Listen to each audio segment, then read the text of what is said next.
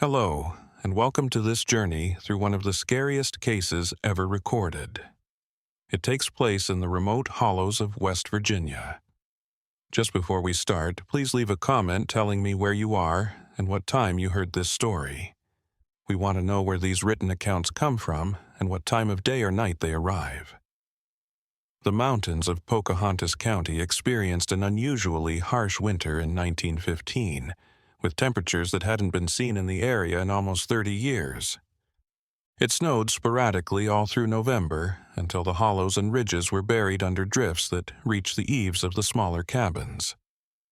The coal mine at Droop Mountain, which is one of the most remote extraction sites in West Virginia, worked in harsh conditions that would test the strength of even the toughest mountain people. A worn-out cabin made of big chestnut logs stood in the middle of this harsh landscape, on a granite shelf that looked out over the meeting of two creeks with no names. In 1887, a man named Silas Whitmore built the structure. He had claimed the land under the Homestead Act and set up one of the first permanent settlements in what would become Whitmore Hollow. The builder of the cabin knew how to make it work in the mountains during the winter. Field stones were carefully placed to form the foundation, and the roof was pitched steeply enough to shed even the heaviest snow. The walls were almost 2 feet thick. Silas had passed away in 1903. He gave the land to his two sons, Silas and Mart Whitmore. The brothers had lived in the cabin together for 12 years, which their few neighbors thought was both useful and a little strange. Silas was the younger brother and was 38 years old. He was very organized, which made him great as a bookkeeper and supply coordinator for the mining operation. 20 years of working in the mines left Mart, now 41, with scars on his body. He was in charge of the team that dug the deepest holes on Droop Mountain. The mining operation itself was made up of 3 main shafts that were driven into the side of mountains and linked by a network of smaller tunnels that went where the coal seams led. In contrast to the large corporate mines that controlled other parts of West Virginia, the Droop Mountain operation was still run by a group of local investors led by Cornelius Blackwood, whose family had made a lot of money in the late 1800s by betting on timber prices. This local ownership made it feel more like a home relationship between the miners and the people who hired them. It did, however, mean that personal and financial problems could get worse in ways that would not be possible in bigger, more bureaucratic businesses. There were 11 men on the mining crew, including the Whitmore brothers. Most of them lived in smaller cabins spread out across the hollow, linked by narrow paths that were dangerous in the winter. A wagon train brought supplies every 6 weeks when the weather was good. They took a route that crossed 4. There are 3 main streams that cross 3 different mountain passes. The mine camp might not be able to talk to anyone outside for weeks at a time during the worst winter storms. Employment records found in 1952, when the Blackwood family estate in Lewisburg was torn down, show that Silas Whitmore had kept meticulous records of every aspect of the mining operation since 1908. Every day, his ledgers accurately showed how much coal was mined, when to fix equipment, how much supply was on hand, and how much money was paid out. Even the consortium's accountants in Charleston were impressed. He was paid almost 50% more than the average miner because he paid attention to details. He also had the power to decide what to buy and schedule when supplies would arrive. Mart had a different job that required different skills, but was just as important. As crew chief, he was in charge of making sure the men who worked in the mine's deepest and most dangerous parts were safe. The depths of the coal seams at Droop Mountain were very deep, requiring techniques for digging that were beyond the capabilities of the technology at the time. There was always the risk of cave-ins. Gas buildups could make things explode without warning, and every winter at least one person died from the physical demands of the work. Over the years, Mart's knowledge had saved many lives, and he was the absolute expert on mine safety. Their relationship had always been complicated, with the kinds of problems that happen when two strong-willed men are forced to work together, into constant closeness by circumstance and depend on each other. Silas had an unusually high level of education for the area. He had finished 8 grades of school before having to work in a mine for money. He was very good at reading and writing, and he could do complicated math. He also learned the basics of engineering and geology by reading books that he ordered from Charleston. His intelligence and the fact that he could see the business's financial records gave him knowledge and power. That went well beyond his official duties. Morai, on the other hand, had learned everything by doing it. He could tell if a tunnel ceiling was stable by the sound it made when it was pressed down. He could also tell how coal seams would behave by small changes in their color and texture. And he could find his way through the tunnels in the dark by using his sense of how things fit together, which he had developed over years of working in small, dimly lit spaces. His power didn't come from formal knowledge, but from the absolute trust from men who knew his decisions could save their lives. Because of their different backgrounds and areas of expertise, the brothers had different levels of power that each other did not. Morai was in charge of the coal that brought in money, while Silas was in charge of the money and supplies. Each knew that their own success depended on their ability to keep their relationship together. But both of them also had grudges and goals that made things tense between them. Everyday interactions. Silas's personal letters to Octavia Kendrick, a woman who lived in Beckley and worked as a buying agent for several small mining operations in southern West Virginia, were the first sign that this delicate balance was starting to fall apart. Their business relationship turned into a personal letter exchange that showed Silas's growing anger at his situation and his desire to live a more independent life. A letter from Silas to Octavia on September 14, 1915, was found among her papers after she died in 1943. It said, "The operation here continues to prosper, but I find myself increasingly constrained by arrangements that made sense years ago, but now limit my ability to pursue opportunities that could make our circumstances significantly better." Morai is still committed to methods that have worked well for us in the past, but they may not be enough for the problems we will face as the easily accessible. Coal seams run out of coal. I've found ways that our extraction methods could be improved to boost production by 20% while lowering safety risks. But making these changes would require an initial investment that I am not authorized to approve. The letter goes on to explain that Silas is looking into forming business partnerships with mining equipment suppliers in Charleston. These partnerships could give Silas access to newer extraction technologies in exchange for exclusive supply contracts. More importantly, the letter shows that Silas was thinking about leaving the Droop Mountain operation to start his own mining consulting business. He would help smaller mining companies in the region with his operations management skills. Octavia's letter, dated September 28, 1915, supported Silas's desire to be an entrepreneur, but cautioned him about the risks of leaving a stable job for uncertain futures. She wrote, "You have the qualifications, and the experience you have would be useful to mining operations all over West Virginia, but starting your own consulting business would require money and professional connections that you might not be able to make from where you are now. Maybe a more gradual transition would be better, starting with part-time consulting work that you could do when the Droop Mountain operation needs less close supervision."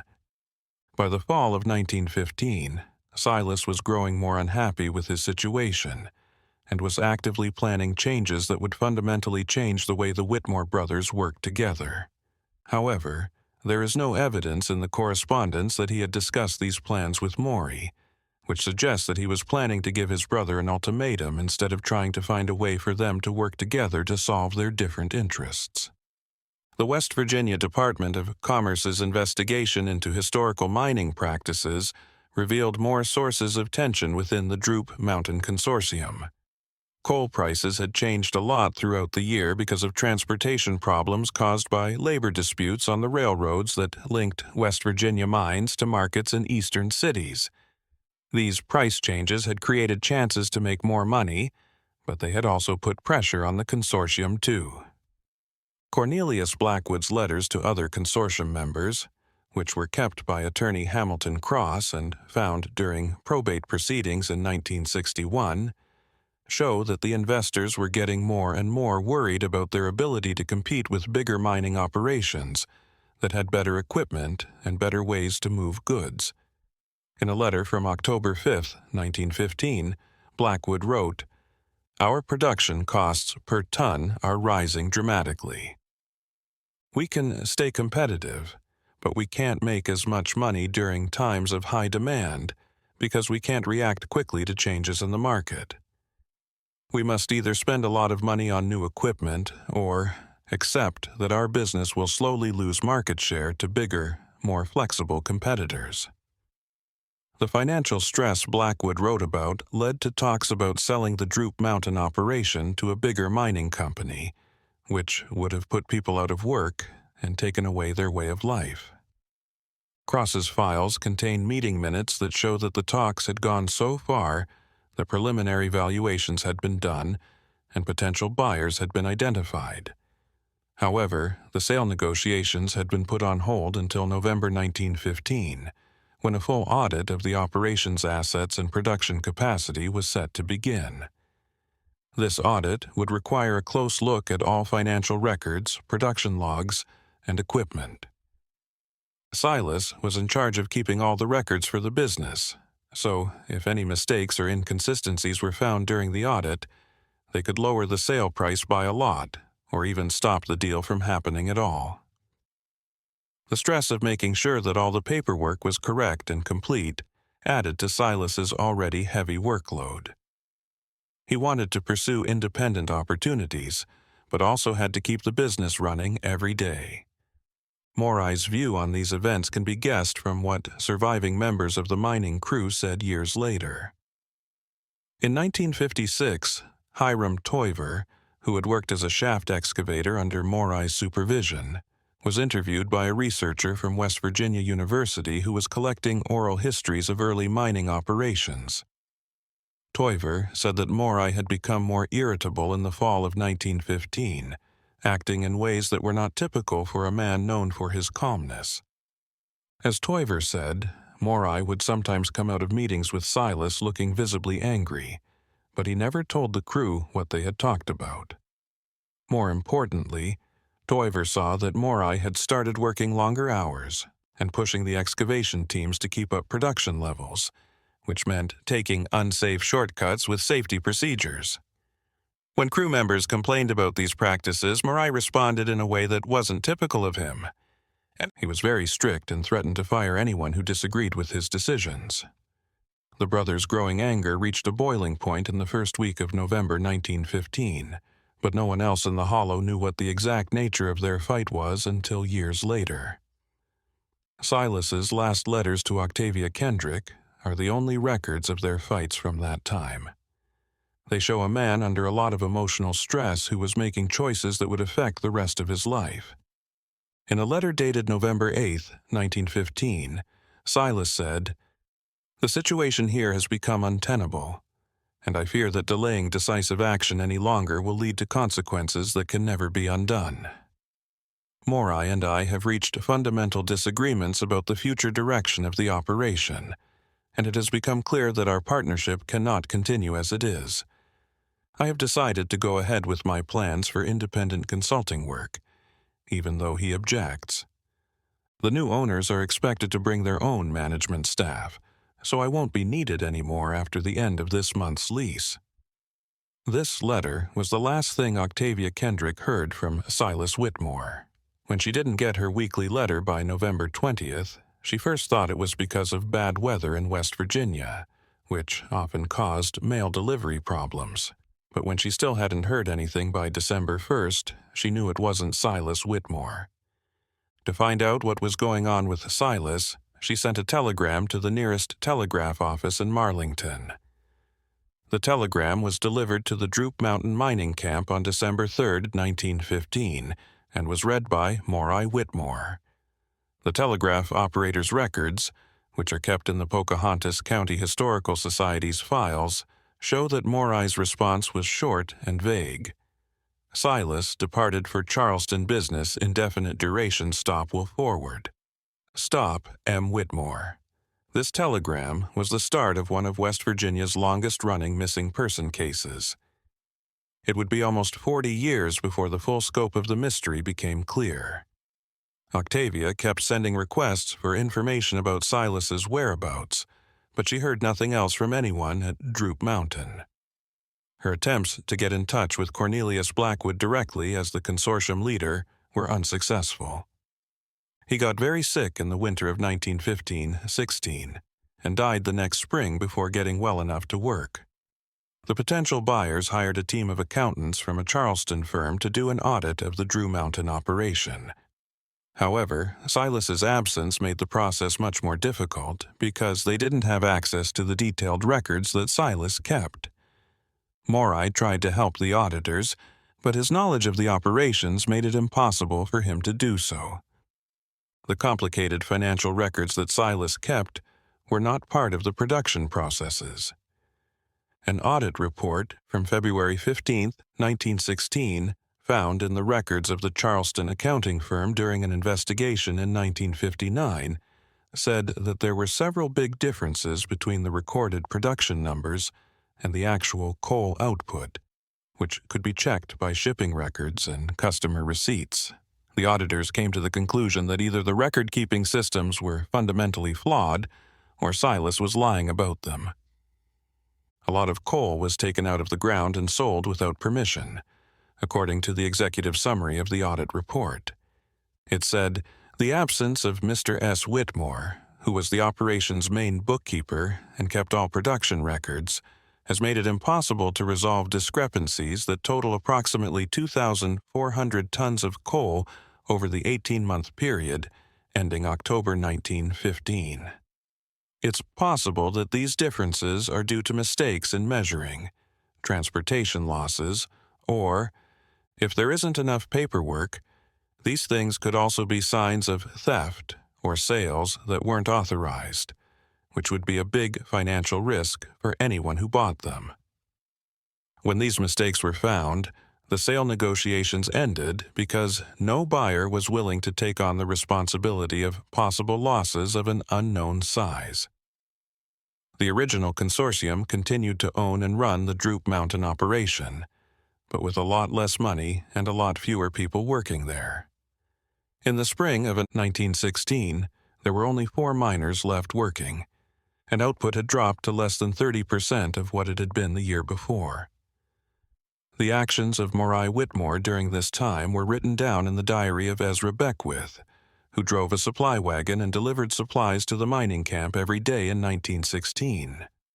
The things Beckwith wrote down in family papers that were given to the West Virginia State Archives in 1967 paint a disturbing picture of a man who was struggling with being alone, having to take care of others, and what seems to have been a lot of mental distress.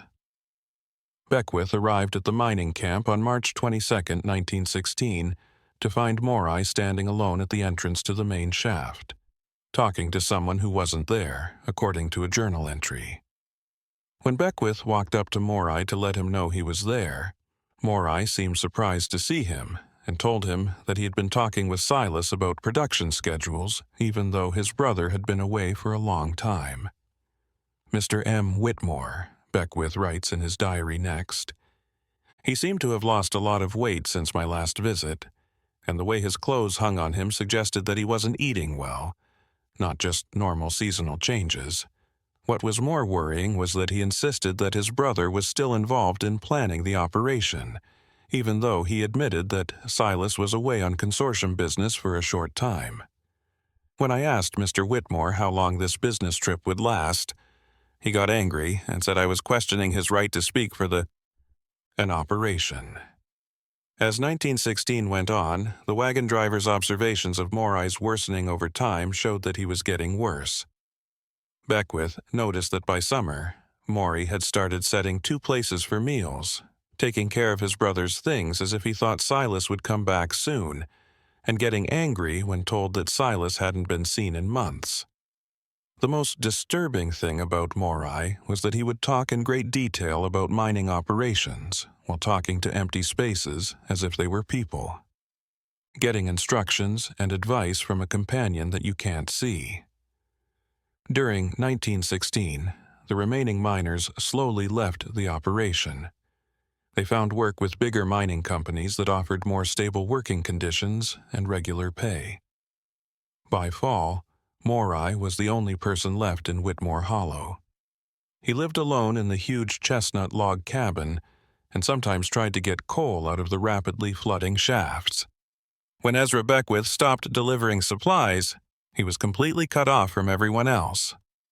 In October 1916, saying they were worried about Maury's mental health and his inability to pay for goods that had been delivered. During the winter of 1916-17, Maury did not talk to anyone or anything from the outside world. When spring came early that year, the snow was gone by mid-March, and people could go into the hollow for the first time since the fall. What they found there would be the subject of guesses and investigations for many years to come.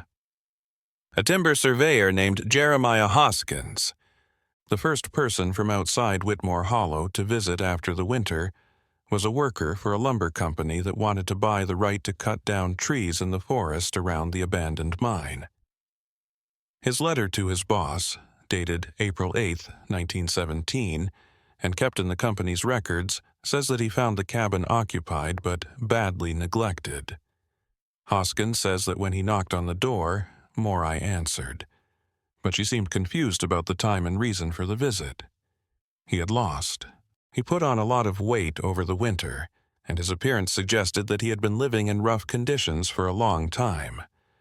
The most scary thing was that he kept insisting that Silas stay in the cabin, even though Hoskins saw no signs of a second person being there. Hoskins wrote, "Mr. Whitmore asked me to join him for dinner and said he had to make food for 3 because his brother was going to be there soon. When I said I hadn't seen anyone else, he got angry." When I asked him about the area around the cabin, he got defensive and said that Silas was checking the mine shafts and would be back before dark. During our conversation, Mr. Whitmore would sometimes make comments to empty chairs or corners of the room that were not being used, as if he were responding to comments made by someone I could not see or hear. The timber surveyor's report also described the physical condition of the cabin and the land around it. The mining equipment had been left out in the weather and was showing signs of.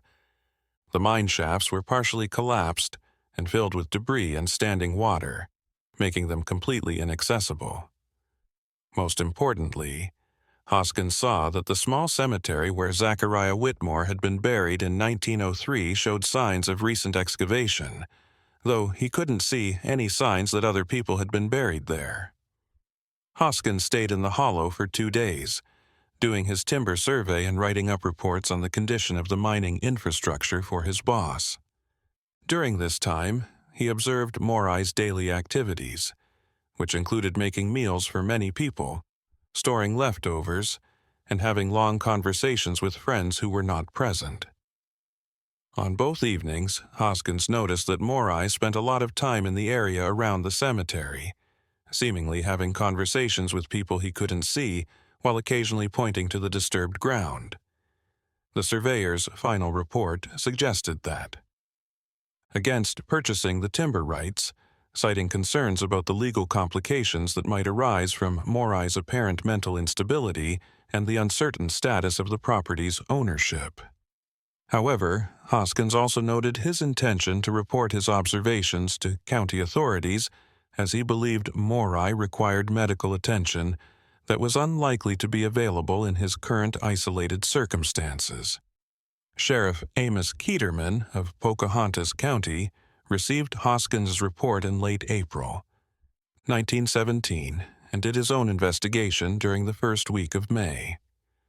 Ketman's official report, which was filed with the county clerk and kept in courthouse records, explained what he found but raised more questions than it answered about what happened to Silas Whitmore and why his brother's health was getting worse. According to Ketman's report, Morai confirmed that Silas had left in November to look for business opportunities in Charleston, but his account of the departure was vague and unclear. When asked for specifics about where Silas was going or how long he planned to be gone, Mordai got angry and accused the sheriff of harassment. What was even more troubling was Mordai's insistence that he had recently received messages from his brother, even though he could not show any letters or telegrams to back this up. Sheriff Ketterman's investigation into the cabin revealed several disturbing details that suggested the living situation was more complicated than Morai's story. There were explanations for what was going on. Both brothers' personal belongings were still in their bedrooms, and Silas's clothes, books, and mining equipment didn't look like they had been packed for a trip. In the kitchen, there were 2 full-place settings on the table, and food was regularly prepared for both people, even though only Morai was there. Morai Whitmore seems to be taking care of the house as if he is waiting for his brother to come home soon, even though they said they would be gone for a long time because of business opportunities that might require a lot of travel. When I asked him about this apparent contradiction, he got defensive and said I didn't know what it takes to be a mining consultant. His explanations, on the other hand, were not very specific and seemed more like an attempt to stop people from asking more questions than to give real information. Caterman also wrote down what he found when he looked at the records of the mining operations, which Morai said he had kept in. Silas wasn't there, but it was clear that the financial logs and production records were fake because they had entries that contradicted each other and numbers that had nothing to do with what the operation actually made in 1916. Most importantly, the writing in these fake records went back and forth between Morai's unique script and attempts to copy his brother's more refined handwriting. The area around the cemetery that Jeremiah had mentioned was also part of the sheriff's investigation. It looks like Hoskins has been upset lately. Ketterman's investigation showed that the original grave with Zachariah Whitmore's body had been dug up and then filled back up, but it wasn't clear why this had been done. It looks like more digging had been done in the area because the disturbed soil went beyond the original grave lines. When asked about the disturbance in the cemetery, Morai gave answers that seemed both prepared and unlikely. He said that winter, the frost had caused the ground to rise and fall, making depressions that had to be filled in for safety reasons. Besides that, he said that small animals might have done some of the digging, but the size and pattern of the damage made this explanation very unlikely. While Sheriff Keterman ended his official investigation without charging anyone, his report did say that Morai should continue to be watched over, and Silas should be looked into further if more evidence of. There was foul play. But the sheriff's private letters to the county prosecutor, which were found in 1954 while the courthouse was being renovated, show that he had serious doubts about Morai's explanations and thought that a more thorough investigation would probably find evidence of violence. In a letter from May 15, 1917, Ketterman said, "I am sure that Morai Whitmore knows a lot more about his brother's disappearance than he has told me, and I suspect that there is a much less likely reason for Silas's absence than a business trip. However, I do not have enough evidence or witness testimony to press criminal charges. Their location makes it possible for any crime to have happened without witnesses, and the length of time since Silas was last seen makes it unlikely that physical evidence is still available for examination." The prosecutor's response, dated May 20, 1917, told Sheriff Kerman to keep the case open. The letter said that they would keep in touch with Morai on a regular basis, but not do anything that could lead to a dangerous confrontation. It said that Morkai's mental state seemed unstable, and that aggressive investigation techniques could potentially spark violent behavior that could put police officers and any evidence that might still be there in danger. Sadly, this cautious approach to the investigation was tragically inadequate, as events in the summer of 1917 showed that Morai's mental condition was indeed unstable, getting worse much faster than anyone thought. The isolation that had kept outsiders from looking at him also kept people from seeing the warning signs that could have stopped the final tragedy that would forever seal the secrets of Whitmore Hollow. In July 1917, Ezra Beckwith, the supply wagon driver who had stopped delivering supplies to the mining camp the previous year, met Morai by accident while on a timber surveying expedition. Beckwith wrote about this encounter in his diary and later shared it with others. Beckwith's account of finding Morai working alone in one of the partially collapsed mine shafts, using hand tools to clear debris from passages that had been flooded and abandoned months earlier, is very important for understanding Morai's mental state in his last months. When Beckwith called out to let Morai know he was there, Morai came out of the shaft covered in mud and carrying what looked like heavy objects in a canvas bag. His reaction to seeing someone else was one of extreme shock. Upset, as if he had been caught doing something secret or illegal. Beckwith wrote, "Mr. It was shocking to see Whitmore because he had lost more weight and his clothes were dirty and torn from digging. What was even more disturbing was the way he acted. He went from being too friendly to suddenly suspicious, as if he wasn't sure if I was a threat or a chance to hang out. When I asked him why he was clearing out the flooded shaft, he told me that he was making a proper place for family members to rest because they deserved better accommodation than what they had now." The driver of the supply wagon tried to talk to Mordai about practical things like food supplies and getting ready for winter, but the man's answers showed that he had no idea what was going on around him. Morai was sure that they were going to be able to start full-scale mining operations again, even though it was clear that they couldn't. He kept up the story that his brother was there by talking about many times that he had talked with Silas about buying equipment and making plans for production, even when he was directly asked about the contradiction. Morai's description of his daily schedule, which included going to different places on the property on a regular basis to meet with different people for business purposes, was the most disturbing thing.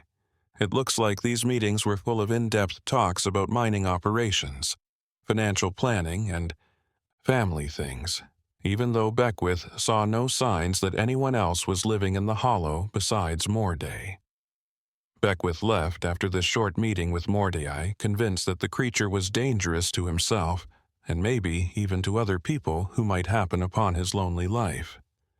But because Whitmore Hollow was so far away, and people in the area didn't like getting involved in other people's business, nothing else was done to help Morai's mental health become worse. State.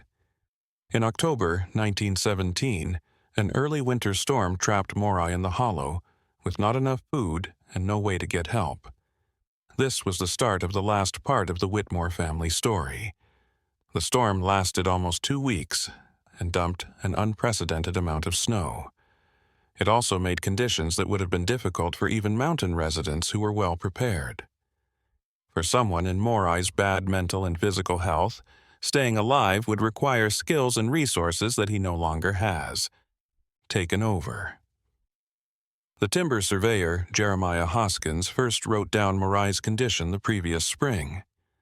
In November 1917, he tried to get to Whitmore Hollow to see how the isolated residents were doing. But the snow made it impossible to travel, and people in the area told him that he wouldn't be able to get to the hollow until the mountain passes thawed in the spring. When the first people finally got to Whitmore Hollow in April 1918, they saw something that would stay with them forever. All the people who helped find it. The big chestnut log cabin was still standing because its thick walls and steeply pitched roof kept it safe from the winter's damage. On the other hand, what was inside was a tragedy that included loneliness, madness, and desperate attempts to stay in touch with others in a situation that no one should have to go through alone. Sheriff Caterman's report of the discovery, which was filed on April 20th, 1918, described what was found that led to the deaths of both Whitmore brothers, bringing up disturbing questions about the effects of being very alone on the mind. The body of Maury was found in the main room of the cabin. He was sitting at the kitchen table in one of the 3 chairs that had been set up for a family meal. It was clear that food had been prepared, but the meal had not been eaten and had become so bad that it was no longer recognizable. The sheriff's investigation showed that Maury had died in the first few weeks of winter, most likely from not getting enough food and being outside for too long, when the heating system in the cabin broke down and he wasn't strong enough to keep himself warm. His death, on the other hand, seemed to indicate that he had spent his last days making elaborate plans for what he thought would be a family reunion. Caterman found evidence all over the cabin that Maury had been trying to get ready for visitors who would never come. In both bedrooms, extra bedding had been set up, personal items had been carefully arranged, presented, and a formal table setting with the family's nicest plates and silverware had been made. The most touching thing was that there was a handwritten invitation on each place setting, inviting family members to what Maury called a long-overdue meeting to clear up old misunderstandings. When the sheriff looked into the property's grounds and nearby areas, he found the clues that would finally explain where Silas Whitmore went missing and how he got there. Brother's mental illness getting worse.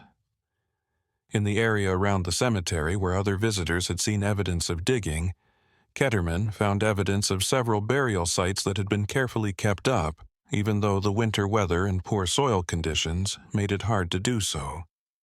Excavations at these sites, which were overseen by Sheriff Caterman and written up in an addendum dated May 15, 1918, found the body of Silas Whitmore along with clues that explained both the circumstances of his death and how his brother went crazy afterward. The burial site had more than just Silas's body. It also had his personal belongings, mining equipment, and papers that gave a detailed account of the last fight between his brothers. One of these things was a leather-bound journal that Silas had apparently kept during his last few weeks, in which he wrote about how worried he was about problems with the mining operation's financial records and how he found evidence that, for more than 2 years, Maury had been stealing from the consortium in a planned way. The journal entries that were written in Silas's unique handwriting, and confirmed by comparing them to other documents, showed that the audit planned for November 1915 would have found theft worth almost 8-day stars, a sum that was equal to several years' worth of wages for a typical miner. In his last journal entry, dated November 12, 1915, Silas wrote about his argument with Maury over the theft and his demand that his. Before the audit showed the problems, the brother told the consortium investors what he had done. Silas said that Maury at first denied doing anything wrong, but later admitted that he had taken coal and sold it through illegal means to pay off gambling debts that had built up during trips to Charleston. At the end of the journal entry, Silas wrote that he was going to tell Cornelius Blackwood the truth the next day, no matter what would happen to his brother or their partnership. A single line written in a different handwriting came after this entry. It's risky to say some truths. The physical evidence around Silas's body suggested that he had been killed in a fight, most likely with the mining tools that were discovered next to his body. The types of injuries Silas had showed that the argument had turned from words to physical violence, which happened and killed him. But the careful burial and the taking care of the gravesite showed that Mororte knew right away how terrible what he had done was, and had tried to deal with his guilt through complicated rituals of remembering and denying. Through Sheriff Kerman's investigation, it was found that Maury had lived with his brother's body for almost 2.5 years, visiting the gravesite every day and having conversations with the dead person that turned into a full-on relationship. Fantasy in which Silas was still alive and involved in the activities of the household. There was a lot of psychological pressure on Maury to keep up this lie while living alone, and he lost touch with reality. He eventually died of neglect and exposure. In June 1918, the case of the Whitmore brothers was officially closed. Both of their deaths were linked to a family argument that had turned violent and caused them to lose their minds. The disturbing details of the case, on the other hand, made sure that it would be remembered and talked about in the area for decades to come. It was used as an example of how dangerous it is to be alone and how damaging guilt and lying can be. After the remains of the Whitmore brothers were found, the Droop Mountain mining operation was shut down for good. The consortium investors decided that the area's history of violence and theft made it unfit for continued business. Building up. The mining gear was sold to other businesses. The shafts were sealed to keep people from getting hurt, and the land was eventually given to the state to be used in a program to protect forests. When the brothers lived and died, the cabin they shared stayed standing until 1934, when lightning struck and burned it down completely. People in the area said that the fire burned for 3 days, even though people tried to put it out, and that the smoke had a strange smell. That seemed to have coal dust, and something else in it that no one could name. When the ashes finally cooled, the fieldstone foundation and a few metal objects that were too deep to burn were the only things that were left. The area where Whitmore Hollow used to be is now part of the Monongah National Forest. Hiking trails that take several hours of hard travel through mountainous terrain are the only way to get there. Parts of the cemetery where 3 generations of Whitmores are buried have been dug up. The Pocahontas County Historical Society volunteers fixed it up, but there are no markers to show what terrible things happened there in 1915 and the years after. Hikers who explore the more remote parts of the forest sometimes find rusted mining equipment or pieces of foundation stones that show where the abandoned settlement used to be. These discoveries remind us of lives lived alone and in need, and the terrible things that can happen when people don't care. Beings are pushed past their limits in terms of how much they can handle guilt, loss, and being away from their community. The psychological factors that destroyed the Whitmore family continue to interest researchers who are interested in how being very alone can change people's behavior. The case has been used in academic studies of rural psychology, the sociology of mining communities, and the history of how mental health awareness grew in remote areas that didn't have access to professional medical care. Probably the most important thing that the Whitmore case shows is how quickly bad luck can turn normal family arguments into tragedies that are remembered for generations. The brothers' story started with money problems and different goals. It went from there to theft and lying, then to violence and murder, and finally to mental breakdown and death. Each step in this process was affected by the family's isolation, which kept outsiders from helping them but also stopped them from getting help, from getting to resources that could have given them alternatives to violence. Researchers, writers, and others who want to learn more about the darker sides of Appalachian history are still interested in the records of this case that are kept in different archives across West Virginia.